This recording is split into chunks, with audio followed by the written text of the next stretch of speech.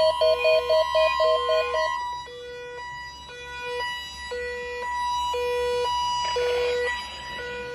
National Weather Service has just activated the warning alarm as a test. During dangerous weather situations, the specially built radios are automatically activated to warn of the impending hazard. Tests of the warning alarm tone are normally conducted at this time every Wednesday between 11 a.m. and noon.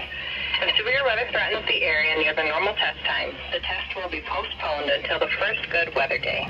This warning alarm tone will be activated for watches, warnings, and selected statements affecting specific counties based on the transmitter you are listening to. For exact coverage areas, please check our internet homepage. Receipt of the warning alarm tone will vary at any given location, especially at greater distances from the transmitter and in large buildings.